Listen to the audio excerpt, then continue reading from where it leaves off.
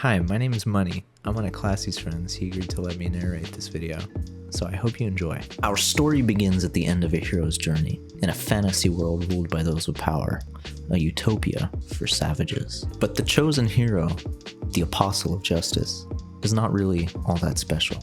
He's an ordinary guy who happened to get isekai'd into this fantasy world, and he's also really OP. But that's for later. The natives of this world summoned him while he was mid-conversation, with his friends no less, to embark on a quest to defeat a demon lord. 10 years have passed since he was first summoned, and he finally makes his way to the Demon King's palace. He enters the palace, having slayed all the guards with ease, and he kicks down the door to the Demon King's throne room. He looks upon the Demon King's throne, and slowly approaches. The Demon King greets the hero, and introduces himself, the ruler who will dye this world in darkness. They approach each other and prepare to fight, the Demon King accepting the challenge from humanity. But first, the hero has a question. Why did you merely stood by when your subordinates died? Despite the slight mistranslation ruining some of the dramatic effect, it's a great question. The Demon King had been sending subordinates to fight this hero for 10 years instead of just doing it himself. The Demon King says he didn't merely stood by, and that he was taking action by sending other people to take action. That doesn't make sense, but I guess the hero just doesn't understand because he's not a demon. Anyway, the hero doesn't care the demon isn't making sense, because he just wants to defeat him to get his promised train ticket home. The Demon King and the hero quit their conversation and approach each other to fight, for real this time, and the opposing forces finally clash in an epic battle. That was a lie. The hero actually just one-shots the Demon King. I think he could have put up a little bit more of a struggle. He is the big final boss. Even the hero is disappointed, and he's wondering when the demon will whip out his final phase. But the Demon King just croaks. But before he does, he asks the hero how he's so powerful, wondering if it's the rage of losing all of his companions that fuels his strength. The hero is not empowered by useless things like revenge, however. He claims his strength came from the 10 years of training and all the endurance he gained. The Demon King says, whatever. Good fight, and then draws his final breath. The hero is overjoyed and is brought to tears upon completing his task. He defeated the evil demon lord, and now he'll finally be able to return back to Earth and enjoy all the comforts of modern life, like his toilet. Hero promises himself to take good care of his family and even start dating. He plans to diet, play video games, all of that. He can't wait to enjoy modern life and all of its benefits again. Anyhow, all his excitement is cut short when the so-called god of this fantasy world appears behind him, asking if he enjoyed his adventure.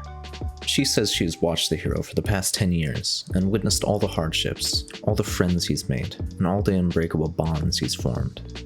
But this is a lie, however. She's messing with the hero.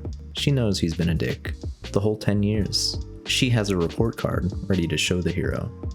She prepares to show the hero the report card, and shockingly, he has an S rank in strength, but more unsurprising is his lack of proficiency in character, an F, and his reputation being a D+. The most glaring issue upon this report card is, however, the remark at the bottom asking, why did he kill his perfectly sane comrades? The hero is hornswoggled, to say the least, and he admits to killing all 4 of his companions who joined him on the quest to defeat the demon lord. But he claims it's justified, claiming that in 10 years these people put him to hell. But this seems debatable. The main character at this point looks like a loser who got a bit too powerful. He even called the girl he killed a crazy bitch just because she got mad he walked in on her naked. It's pretty understandable she was mad. But I digress. The goddess doesn't care about the hero's explanations and tells him he has failed. She even quotes Uncle Ben, and then says his personality doesn't match his power. I agree. She sentences him to be transported back in time 10 years for a retest for the sake of world order and peace. The hero is distraught. He is dreading a world without modern technology for another 10 years. But the hero is more worried about seeing the faces of the companions he has killed, and says just the thought of it gives him goosebumps. We are now in a classroom with our main character, Kang Han-soo, in a classroom talking with a couple of his friends. The girls in his class are looking at Kang and his friends disgusted. Just look at them, they're sweating. For what? Seemingly, they are disgusted because they hear his friends' conversation. They are talking about living in a fantasy world and saving a beautiful princess from an evil king, then marrying her. And apparently, only gross losers talk about this stuff. His friends start talking about nuclear weapons and how they would be level 10 circle magic in a fantasy world. But they get sidetracked and ask our lovely main character what he would do in a fantasy world. He doesn't really give them an answer because 1, he's looking at a picture of a toilet on his phone like a weirdo, and 2, he gets summoned to the real fantasy world before he can say his answer. This is the second time he's been in the summoning circle, because the god of the fantasy world has just sent him back in time. He calls it the hero kidnapping magic circle. The main character is understandably mortified, realizing the only thing he kept from the past 10 years are his memories. He doesn't have any OP equipment from killing the Demon King's army in his past life. All he has is the shoddy school uniform he was summoned in. The hero gets pretty angry, which is again understandable. He's dreading having to go through another 10 years here. Meanwhile, the elf girl, Lanavel, introduces herself. He already knows Lanavel, obviously, because he was sent back in time, and you might think this would calm him down, because he used to crush on her. But no, this time he's going incel mode. He says, "Don't smile so brightly. It irritates me." Don't pretend to be cute. I mean, I get he's mad he has to repeat time again, but the reason he was sent back was because he was rude. He needs to start being nicer. He says, "Do you find this situation funny? Funny how? Do you feel like bursting into laughter looking at my face?"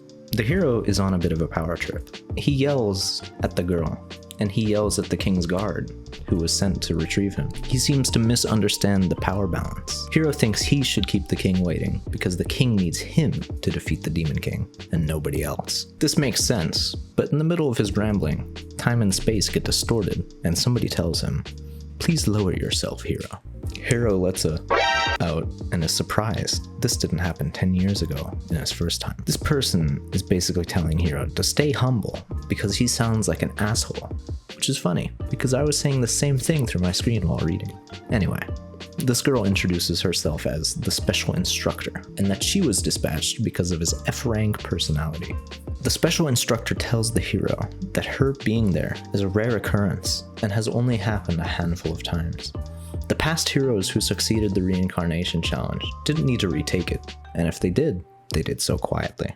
Hero gets upset and says, "But I killed the Demon King, and that it was a perfect conquest because he didn't leave anything behind." But then the instructor interjects and tells him that is exactly the problem.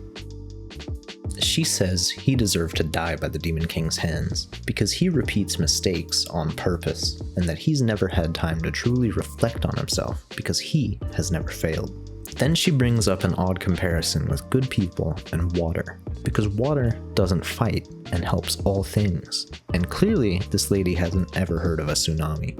She says she awaits the hero to become a wide and deep ocean who will care for his comrades. She tells him to work hard and that practical lessons are beginning now. And then she unfreezes time and space, letting Hero return to where he was before. Lanavel, the elf girl, sees him grasping his head suddenly and thinks it might be a side effect of the dimensional transfer, but it was actually him getting mad at the professor who stopped time. He starts thinking about the special instructor and concludes that the instructors are like school teachers locking kids in prep school and making them into heroes. He says he doesn't know their purpose, but he does know they could kill him at any time, so he should be careful. He decides to cooperate until he can find a better alternative, and then he declares he feels no more resentment for the elf girl Lanavel, because he hints that something sinister may happen to her if this round is anything like the first. He makes his way to the king with Lanavel and the guard escorting him, and somehow the guard hears Hero's thoughts about the useless king who would sit on his throne and order me around. The guard tells him to be careful with his words around the king, and Hero doesn't really take him serious and mocks him. "What are you gonna do? Hit me?" And then we are introduced to a new character, Palace Knight Captain Alex, who hears Hero mocking the guard and decides to deliver his wishes of being hit. Alex clocks the hero in the face, and Hero's pretty mad that he can't give a fair fight in his indecent body he has now. Hero internally calls them savages who kidnap innocents and use violence. but he is kind of asking to get punched in the face most of the time. Hiro has 10 years of experience and decides he won't accept getting hit by Alex, so he whips a pen out of his pocket and makes a mad dash for Alex's nuts. Because he's in his old body, however, he couldn't actually pierce the ball sack. Alex is surprised that Hiro can move like an assassin with such a frail body, and says he will formally apologize if Hiro wins against him in a fight. Hiro asks if he's willing to swear upon his 2 balls, and Alex says, "Get serious," and seems to run off. Hiro looks down upon his hand afterwards, then clenches his fist, talking about how it's unfair the god turned his 10 years of effort into nothing. The hero, the guard, and Lanavel enter the throne room. Hiro's first thought is that the bastard king looks like a dumpling. The king allegedly used to be quite fit and went to war often, but he's really fat now. Hiro doesn't see a need to be nice to the king, because he knows the future and apparently the king will be assassinated. But he remembers the special instructor's words, but then he puts his own edgy spin on it. "I will become an ocean and drown you all." He decides to be modest for now. He approaches the king, and the court is surprised that Hiro knows the formal etiquette and introduces himself as Kang Han-soo. The king thanks his daughter for bringing him such a well-mannered hero, and requests to see Hiro's stats. Hiro brings up some SAO touch menu, and we get to see all of his skills. He's been reset to level 1, but he still retains the main character buff of 500% experience in the hero job. This buff means that he will grow 5 times as fast compared to other people, regardless of talent. He tells the king he is level 1, and mentions the specifics and his 500% buff, and the king and everyone in the court get jaw-dropped. Lanavel flatters the hero a bit, and tells him, "Wow, that's super impressive, wow."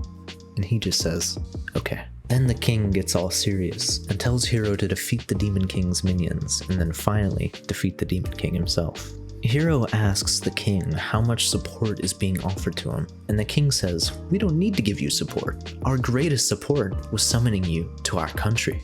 And this kills the hero's mood for modesty, and he tells the king to fuck off and find another hero, while also making a JoJo face. The king and the people in the court are taken aback by this comment, and the hero tells everyone their attitude towards him is wrong. They should be kneeling and begging whilst asking requests of him. He calls the king dumpling-shaped right in his face, and someone rises from the crowd screaming, "Scoundrel!" The hero responds to criticism like anybody would, and throws a sharp pen straight into this guy's forehead, disappointed that he lacks the skill to have punctured his skull, and remarks that he should have gone for the eye sockets instead. The guards draw their spears, and Hiro mocks them while saying, "Kill me if you can." The hero believes that he cannot die because there would be nobody there to replace him, and a spear is close at his throat, drawing blood. Hey, thanks for watching. If you enjoyed this video, please like and subscribe, and make sure to comment if you want a part 2. We got this series from a recommendation in our comments, and we really like doing the summary on it and the whole video, so we'd like doing a part 2, but we'd also like to see more recommendations. And if you have recommendations, you can leave them in the comments, or you can join our Discord server. So yeah, peace out.